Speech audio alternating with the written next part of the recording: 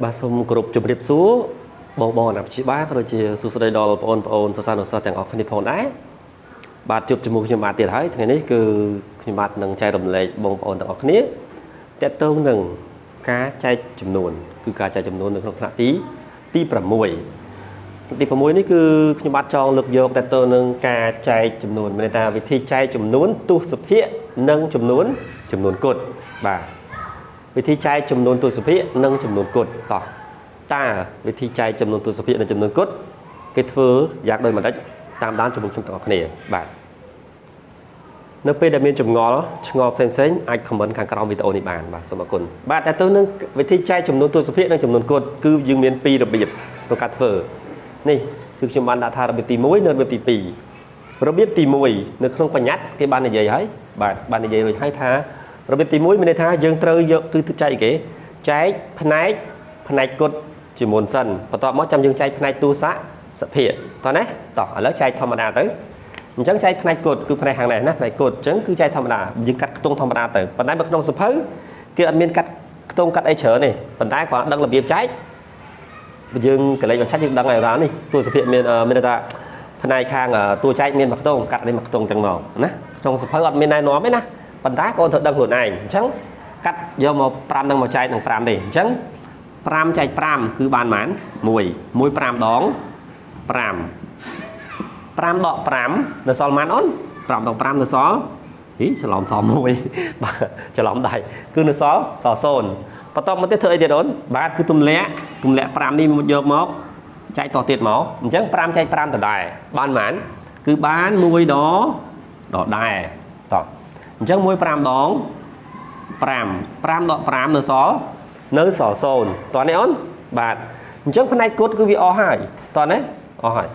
chẳng vì đo một lần đo lại những cái ní cứ chùm nói tu sụp hiện vô phần này tu sụp hiện màu chạy mày đấy chẳng môn tụm lẹ ní bán cứ khơi như mình xì nhà chọi mày đấy chẳng có thời đã chơi kề màu và tao máu trăm dương tụm lẹ vô màu chạy pram pi ta pram pi chạyอย่างpram ta pram គុណនឹងប្រមាណបានស្មើនឹង5 7 5ម្ដង5 5 2ដង10ដាក់2វាលើអញ្ចឹងដាក់បាន1តោះ1 5ដងប្រមាណអូន1 5ដង5បាទ5យើងសរសេរលេខ5ហើយធ្វើបានទីដកមក7ដក5នៅសល់2បន្តមកទៀតមានទៀតផ្នែកទស្សនវិជ្ជានេះគឺមាន5មកទម្លាក់មកទៀតមកបាទគឺយកវាមកទម្លាក់មកគឺបាន25តើ25ហ្នឹងមាន5ប្រមាណដង5គុណនឹងប្រមាណស្មើនឹង25គឺ5 ដងអញ្ចឹង5 ដង20 25 25ដក25នៅសល់0តើនេះអូនបាទអញ្ចឹងរបៀបទី1គឺយើងចែកធម្មតាអញ្ចឹងមានន័យថាចែកផ្នែកគុតអស់មកចែកផ្នែកទូសភាតាមក្រោយយល់ទេអូនបាទអូនមកយល់អូនព្យាយាមខាលវីដេអូទៅមុខបន្តិចមើលឲ្យមើលទៀតមើលថ្ងៃហ្នឹងមិនចាំមើលស្អែកព្យាយាមមើលឲ្យមើលទៀតអូននឹងយល់ដូចនៅសាលាអញ្ចឹងបើនៅសាលាអូនព្យាយាមស្ដាប់លោកគ្រូអ្នកគ្រូគឺអូននឹងយល់គាត់មានវិធីសាស្ត្រល្អក្នុងការបង្រៀនក្នុងការបញ្យល់បងអូនអញ្ចឹងគឺព្យាយាមស្ដាប់ណាមិនថានៅក្នុងសាលាគ្រូជាពេលមើលវីដេអូទេអូនថាខ្ញុំបានធ្វើវីដេអូនេះឡើងគឺដើម្បីជំនួយដល់បងអូននៅផ្ទះអូនថានៅសាលាលោកគ្រូបានបង្រៀនបានបញ្យល់បងអូនទេប៉ុន្តែពេលខ្លះយើងអត់យល់ឡើងចំណុចហ្នឹងអញ្ចឹងពេលបានមើលវីដេអូទៅដូចជាជំនួយអញ្ចឹងធ្វើឲ្យយើងហៅថាភ្ញាក់អញ្ចឹងអូធ្វើអញ្ចឹងទេបានយល់ក៏មានដែរតើណាអញ្ចឹងបានខ្ញុំបានព្យាយាមធ្វើវីដេអូនេះឡើងតោះអញ្ចឹងទៅនឹងវិធីចែកចំនួនទស្សភាគនិងចំនួនគុតរបៀបទី1រួចរាល់ហើយចូលដល់របៀបទី2តើរបៀបទី2គេធ្វើយ៉ាងដូចម្ដេចបាទរបៀបទី2ក្នុងសភៅពុំមានបញ្ញត្តិគេស្រាប់ហើយណារបៀបទី2មានន័យថាយើងដំបងលេខហ្នឹងលេខអីគេយើងលេខនេះប៉ុណ្ណេះឥឡូវខ្ញុំមកសុំសរសេរលេខនេះណាបាទគឺលេខ55.75ចែកនឹង5បាទអញ្ចឹងរបៀបទី2គេប្រាប់យើងថាគេឲ្យយកខាងតំណាងចែកហើយនឹងតួចែកគុណនឹង10កាលណាខាងតំណាងចែកមានចំណុចទស្សភាគ2អូសេរីខាងតំណាងចែកមានចំណុចទស្សភាគ1ខ្ទង់ណាទស្សភាគនេះឡើយចំណុចនេះ នេះមកខ្ទង់បើសិនជាមានមកខ្ទង់ប៉ុណ្ណេះគឺយើងគុណនឹង10ប៉ុន្តែបើចំណុចទស្សភាគនៅក្នុងដំណាងចែកហ្នឹងមាន2អញ្ចឹងគឺគុណនឹង1 100តោះនេះអូនឧទាហរណ៍ឥឡូវតោះចែកបើសិនជាអានេះ 55.7 ប៉ុណ្ណេះអាហ្នឹងគឺខាងដំណាងចែកមានចំណុចទស្សភាគកន្លែងនេះគឺមានមកខ្ទង់អញ្ចឹងគឺយើងត្រូវគុណខាងដំណាងចែកហ្នឹងនឹង10ហើយនឹងគុណខាងតួចែក10ដូចគ្នាតោះណាប៉ុន្តែដំណាងចែករបស់យើងនេះមានប្រមាណចំណុចទស្សភាគ1 2មាន2ខ្ទង់អញ្ចឹងបងប្អូនត្រូវគុណនឹង100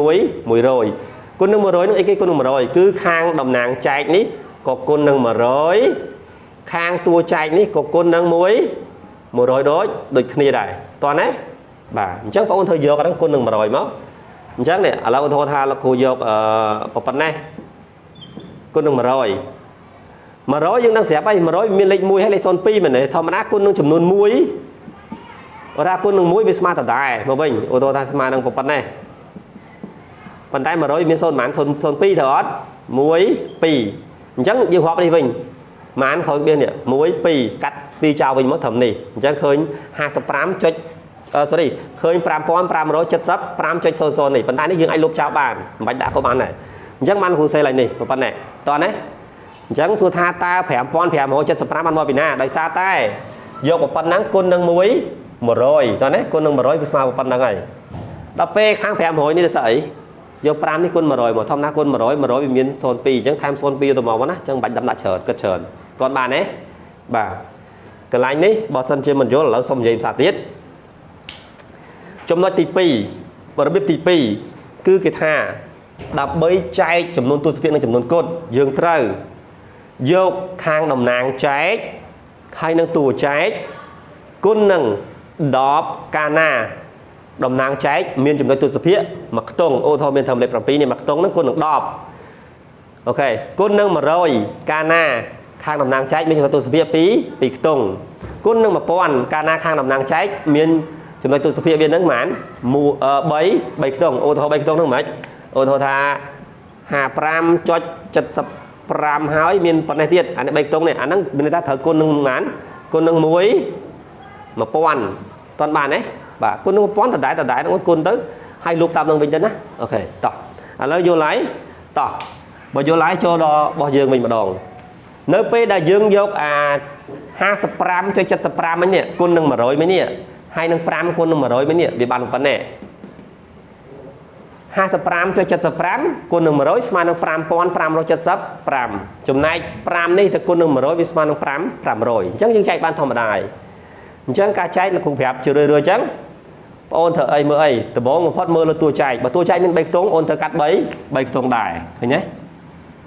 កាត់ហ្នឹងមើលទៀតតើលេខហ្នឹងស្មើលេខនេះនៅឬក៏ធំជាងនៅបាទលេខនេះគឺបានធំជាងហើយអញ្ចឹងចែកបានហើយប៉ុន្តែបើកាត់ទៅបើតូចជាង500ទៀតអញ្ចឹងបងអូនត្រូវថែមមួយខ្ទង់ទៀតកាត់មួយខ្ទង់ទៀតតោះណាបាទកាត់ហ្នឹងកាត់ធ្វើអ្វីគឺកាត់យកមកចែកនឹងអា500នេះតោះអញ្ចឹងធម្មតាមក0ទូទាត់ជាមួយ7នេះ01នេះទូទាត់ជាមួយ5នេះ5នេះទូទាត់ជាមួយ5នេះ5ប្រមាណដងស្មើនឹង5គឺ5ម្ដងហ្នឹងហើយយើងមិនមែនយកគុណគ្នានេះហ្មងឯណាយើងយកគុណនឹង1សិនគុណទៅស្ដាំបន្តទៅណា1សណ្ដង0 1សណ្ដង0 1 5ដង5បាទ7អីដកបងអូនណាអានេះសល់5អានេះ0ហ្នឹងទៅអូខេបន្តមកទៀតធ្វើអីទៀតអូនធ្វើអីតទៀតមកធ្វើមិនតទៀតទម្លាក់នេះចុះមកបាទទម្លាក់ចុះដដែលទៀតតើ5ហ្នឹងគុណនឹងប្រមាណស្មើនឹង5អានេះដោយសារតែអា0នេះទូទាត់ជាមួយ5មួយនេះ0មួយទៀតនេះទូទាត់ជាមួយ7នេះអញ្ចឹង5ប្រមាណដល់មកនឹង5ហ្នឹងគឺ5ម្ដងដដែលតោះណាបាទយកមួយគុណនឹងប៉ុណ្្នឹងដដែលមកស្មើប៉ុន្មានមិញបាទដកទៀត7អានេះ0មិនដាក់ក៏បានដែរបន្ទាប់មកទៀតគឺឃើញសំណល់ប៉ុណ្្នឹងហើយយើងត្រូវថែម0ហ្នឹងបានមកពីណាធម្មតាលេខមួយរបស់វានឹងវាមានចំណុចទស្សភាគកន្លែងហ្នឹងគេច្រើនគេយក2ខ្ទង់ឬក៏3ខ្ទង់តាមអ្វីដែលយើងកំណត់ហ្នឹងទៅប៉ុន្តែគេអត់ទៅសេទេប៉ុន្តែបងប្អូនត្រូវដឹងថាអត់មានលេខទម្លាក់ទៀតទេប៉ុន្តែទម្លាក់បានកាលណាមិនគឺបងប្អូនត្រូវថែមចំណុចទស្សភាគឲ្យវាមកបាទអញ្ចឹងគឺមុននឹងទម្លាក់0នេះបងប្អូនប្រើបាន គឺយើងថែមចំណុចទស្សនវិជ្ជាឲ្យគេសិនមកបន្ទាប់មកចាំយើងតម្លាក់នឹងមកប្រើអញ្ចឹង0នេះតម្លាក់មកបាច់មកណាអូខេបាទតោះអញ្ចឹងគិតទៀតហើយ5ប្រមាណនោះស្មើនឹង7 5 2ដងនឹង10វាលើសហើយអញ្ចឹងដាក់ធ្វើ1ទៅដែរ1 0 ដង0 1 0 ដង0 1 5ដង5 0 5 2អូខេបន្តមកទៀតធ្វើមកទៀតគឺទម្លាក់បន្តទៀតមកណាមាន0ទៅទៀតនេះទម្លាក់វាមកទៀតមកបាទដល់ចំណុចនេះអូននឹងគិតតែ4ខ្ទង់ចែកនឹង3ខ្ទង់0អាចុងនេះទូទាត់មួយ0ចុងនេះ0កណ្ដាលទូទាត់មួយ0មួយនេះ5នេះទូទាត់ជាមួយទាំង25ទាំងអស់ហ្នឹងអញ្ចឹងសួរថា5គុណប្រមាណស្មើនឹង25តោះនេះអូនអញ្ចឹងគឺ5 5 5 5ដង5 0 ដង0 5 0 ដង0 5 5ដង20 25ដកមកគឺ0ឃើញទេលេខរបស់យើងនេះ 11.15 ពីរបៀបហ្នឹងបើសិនជាអូនគិតថាលោកគ្រូខ្ញុំចង់ធ្វើរបៀបទី1ខ្ញុំយល់របៀបទី1ជាងអូនធ្វើរបៀបទី1ទៅលោកគ្រូខ្ញុំចង់ធ្វើរបៀបទី2របៀបទី2ទៅណាដូចគ្នាប៉ុន្តែអូនមើលគិតខ្លួនឯងគិតថាអូនឯងយល់របៀបមួយណាគ្រាន់តែវាមាន2របៀបមែនវិធីចែកចំនួនទស្សនវិជ្ជានិងចំនួនគុតរបៀបទី1គឺយើងចែកផ្នែកគុតវាអស់បន្ទាប់មកចាំយើងចែកផ្នែកទស្សនវិជ្ជាតាមក្រោយតោះនេះអូនរបៀបទី1ចំណែករបៀបទី2គឺបងអូនត្រូវយកអីគេនេះលេខរបស់យើងដំបូងមិញនេះយកតំណាងចែកនិងតួចែកគុណនឹង10លោកគ្រូពិបាកសរសេរឥឡូវសេទៅនេះចុះយើងគុណនឹង10កាលណាអាផ្នែកមានខាងតំណាងចែកនេះមានផ្នែកទស្សនវិជ្ជាមានចំណុចទស្សនវិជ្ជានឹងមានមួយខ្ទង់ណានេះមានមួយខ្ទង់អញ្ចឹងណាបាទហើយបើគុណនឹង100កាលណាខាងតំណាងចែកហ្នឹងមានផ្នែកទស្សនវិជ្ជាចំណុចទស្សនវិជ្ជាហ្នឹងមានបុក2ខ្ទង់ហើយគុណនឹង1000គឺកាលណាខាងតំណាងចែកហ្នឹងមានចំណុចទស្សនវិជ្ជាហ្នឹងគឺមាន3ខ្ទង់តោះណាឧទាហរណ៍ថា55.751អញ្ចឹងទៅ3ខ្ទង់អញ្ចឹងគឺគុណនឹង1000គុណ1000ហ្នឹងយកអីគេគុណនឹង1000គឺយកទាំងតំណាងចែកក៏គុណនឹង1000តួចែកក៏គុណនឹង1000នេះដែលយើងគុណអារបស់យើងមិញនេះមានតែប៉ុណ្ណេះទេអញ្ចឹងគេគុណនឹងប៉ុន្មានគុណនឹង100នេះចំណុចទស្សនវិជ្ជាមានប៉ុន្មានខ្ទង់1 2អញ្ចឹងគេគុណនឹង100នេះអា2ខ្ទង់នេះណាគុណនឹង100គុណ100បានប៉ុណ្ណេះដល់ពេលអា5នេះគុណនឹង100ដែរបាន500ចែកទៅគឺចម្លើយដូចគ្នាគឺស្មើនឹង11.15នេះឃើញទេបាទលោកគ្រូជឿជាក់ថាបើសិនជាអូនមានចងល់ឆ្ងល់អាចខមមិនខាងក្រោមវីដេអូបានខ្ញុំអាចនឹងចេញវីដេអូបន្តទៀតណាហើយនេះគឺក្នុងសភៅពុំគេណែនាំមក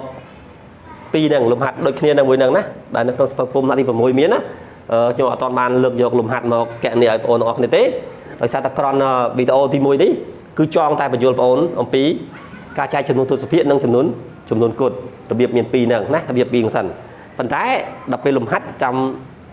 មើលវីដេអូបន្ទាប់ហើយចាំមើលខ្ញុំអាចនឹងឆ្លៀតពេលវេលាបានខ្ញុំនឹងព្យាយាមធ្វើទៀតដោយសារតែមានសំណុំពរបងប្អូនជាច្រើនមានអ្នកកូនសិស្សក៏នៅក្នុងខាងខមមិនខាងក្រោមវីដេអូដែលខ្ញុំស្រាប់ផងហ្នឹងគាត់ចង់ឲ្យធ្វើវីដេអូបន្ថែមអញ្ចឹងណាហើយខ្ញុំបានធ្វើវីដេអូនេះគឺអត់មានដើម្បីអ្វីទេគឺដើម្បីចង់ទៅឲ្យមានជាមេរៀនទុកឲ្យកូនសិស្សមើលអញ្ចឹងណាមិនថាកូនសិស្សនៅសាលាបឋមសិក្សារដ្ឋឬក៏នៅឯកជនទេគឺគាត់មើលបានដូចគ្នាហើយនៅពេលដែលពួកគាត់យល់ពេលពួកគាត់ចេះគឺខ្ញុំបានពិតជាសប្បាយចិត្តយ៉ាងខ្លាំងសប្បាយចិត្តមួយទៀតបើសិនជាពួកគាត់ខមមិនទៀតលើកទឹកចិត្តខ្ញុំទៀតគឺខ្ញុំបានគិតរឹតតែសប្បាយចិត្តទៀតប៉ុន្តែខមមិនខ្ញុំទទួលយកបានទាំងអស់មិនថាបងប្អូនដែលយល់ឬក៏មិនយល់អញ្ចឹងណាហើយបងប្អូនមិនយល់ខ្ញុំនឹងព្យាយាមធ្វើវីដេអូហើយវីដេអូទៀតដើម្បីឲ្យគាត់មើលបន្ថែមទៀតដើម្បីឲ្យគាត់យល់បន្ថែមទៀតអញ្ចឹងណាប៉ុន្តែមួយវិញទៀតបើសិនជាគាត់មើលដដែលយូរទៅគាត់នឹងអាចយល់បាទអរគុណច្រើនបើសិនជាបងប្អូនទាំងអស់គ្នាគិតថាវីដេអូនេះល្អសូមចែករំលែកបន្តទៀតផងហើយបើសិនជាបងអាណាព្យាបាលដែលបានមើលវីដេអូនេះហើយគិតថាវាមានប្រយោជន៍សម្រាប់កូនបងទាំងអស់គ្នាក្មួយទាំងអស់គ្នាសូមចែករំលែកបន្តទៀតផងបាទសូមអរគុណច្រើនជួបជាមួយខ្ញុំបាទនៅវីដេអូបន្តទៀតបាទសូមអរគុណសូមជម្រាបលា